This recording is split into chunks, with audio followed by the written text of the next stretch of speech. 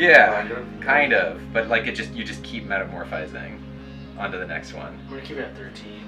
So Perpetual metamorphosis. we'll just go again. Oh shit. It almost looks like it's made out of wood or something. Yeah.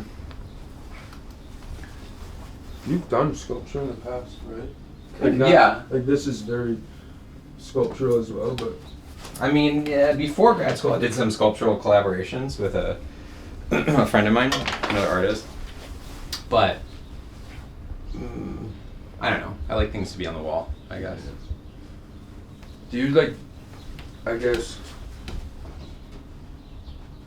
like the one on the right that's made with the drafting paper and everything, is that also, like, do you have a notebook where you start at it in a small scale and Yeah. then you just convert it up? Like, Yeah. Where is that? yeah, do you have, I want to see the small scale. Are those very, like, I want to see if they're more loose or, like, how This is what I'm working on right now. Yeah, they're like, I do these on the subway. Wow. And sometimes I'll draw them out really well on like a drafting or graph. But lately I haven't been doing that. I've just been Loose on free. just going from there to the pattern paper. And these are, you don't color these in though, so the color comes at a completely Oh different yeah, the color. color is just like painting. Like I just sort of, especially this one. It's like I painted most of that like on the wall, I guess, you know. Yeah. And not when it was like already. I mean, when it was put together. So, yeah, this is the one I'm gonna do next, I think. Right now, I'm just trying to figure this out. This new process. This one. It's similar. It's really Do you similar have to this one. Is this one of these? Yeah, it's somewhere in here. Yeah. Well, first of all, yeah, I think it might just be right in here. But I It's don't so think that's interesting the to one. see though, because it's like a lot of them are very similar. Like, and I This mean is that it. in a good way. Like you're like doing so many reiterations to find the Yeah. the one, you know. That's where this started. Wow. And I actually took a photo of that and then kind of like scaled it up Mhm. because I wanted to like have the. So it's kind of. It's pretty accurate to that. see it. Yeah. Yeah. Wait. Yeah. Get a clip of this. Yeah. That next to it, and then come here. Yeah, Nick, you gotta. It's this the one. wider line.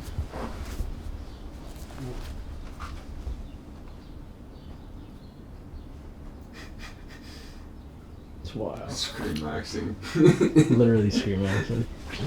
That's I mean, but why do you think on here there's no? You didn't do the star.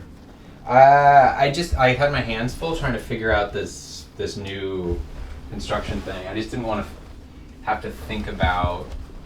I almost wasn't even going to put the circles in. I was just working with just the shapes, you know. And then I don't know. I think the star. I don't know. I just wanted this to be just so simple. Star gets so technical, Yeah. you know. And like something else that like first impression on this specific thing is like color palette wise compared to like I know it's so different. Well, that's because I started with 4 colors. Like I painted the front and the back of 2 pieces, and then because I was just trying to rush to like figure out the construction, and then I just glazed the rest of the color on top of those 4 wow. colors. I don't really work like that, but I like the effect. It's very like moody. So. But why? Okay, then why do you think you feel like you said you like rushed it instead of like as opposed to what you normally would take time and do it in a much different way? Yeah, what would be like the more normal? Well, normally what I'll do is I'll have my drawing, and then I'll take all the shapes and I'll make like squares that are like they'll fit into, and then I just paint the squares for a while, and it's completely unconstructed. They're not cut out or anything, Yeah, and I yeah, just yeah. have it over here as like this big like colorful grid, and then I can really just work with color. So, and then I do all the construction at the end. But because I didn't know how I was going to construct this one, I was like, I don't know how much seam allowance I'll need. I don't even know, you know what I mean? Like, I don't know how much room I need. I don't even know if it would work or not. So I kind of just needed to, like, get into the construction really fast. So that's why I started with this, like, a 4-color, you know, starting palette. That's really cool. And then I was like, oh, I'll just, maybe it's a prototype. Then I was like, I don't feel like just scrapping this. Like, I like the drawing, so I was like, I'll just finish it. Yeah. Do you ever feel like you, like in the construction process of it, like, fail?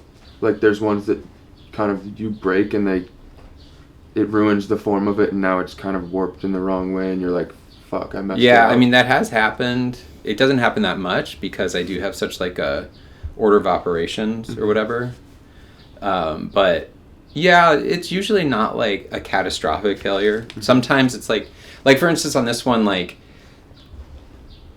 something I thought I didn't have to do that I still have to do is, like, give almost like 1/16 to 1/8 of an inch extra against all the seam, so I can't really sew, like, right along the drawing lines. I have to always leave like 1/8 of an inch out to account for the curve of the material bending.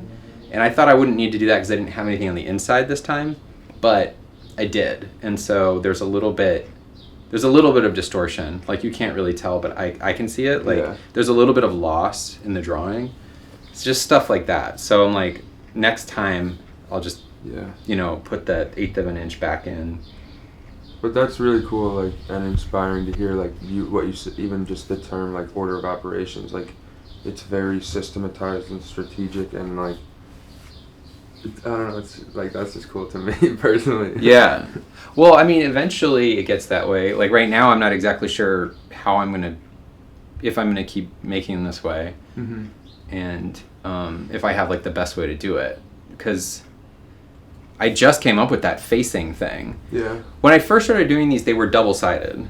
They were like a bag or something. So they'd have, because I didn't have any other way to do it. Like, I just had my drawing and 2 pieces of canvas, and then I would just sew them together and turn them inside out, you know? And so this is more like that, but without, like, all the problems of turning stuff inside out, which, like, it's really hard to get really specific about the shapes, and also doing, like, the thing is, like, having the outside shape go into the lines that go onto the inside, it's really, like, it looks really simple, but, like, it's hard to make that happen, because it's one thing to have, like, a continuous outside shape that you just sew together, but then to have that go in from the outside is, like, it's this weird little technical problem, if that makes any sense. Because it's like, you know, like, you need extra, like, I don't know if you remember, but like I had to attach this, and you see here, like, there's this is that. Yeah. And then it has to transition to this. Go from here, this type of connection, to this type of connection. And I added this. You see what I mean? Like, this is a facing.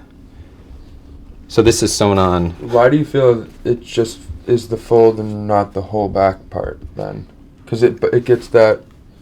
Yeah, well, that's what I was trying to explain. Like, initially, they were completely double-sided. Yeah. But when you do that, you run into these problems. Like, how would I connect these, right? I'd have to completely hand-stitch this entire line. I'd have to blind stitch the whole thing, which I guess I could do, but it wouldn't be that strong. So this way I can still, like, piece it with the machine and then put the facing on. Like, the facing, I can't flip it out because I just sewed them down, but they've just did this hem, and it, like, pulls it. You know what I mean? So it's just like it's like you were talking about it yesterday, though. It is a tension thing. Yeah. And it becomes, like, very scientific in that aspect. Yeah, it's like engineering. It's like an engineering thing. I know, and, like, I like that. I like coming up with new, like, solutions for things. So I don't know. I think I'm happy with it. I'll be happy with it once I feel like I'm not losing anything from the drawing. Like, this point is a little short. It should come out a little more. And this is a little... Do you think about, since you make these, like, in pattern format, almost like it's like a garment? Yeah. In theory, like, you could make another one of it after. Yeah, I know. Not an exact, maybe with the way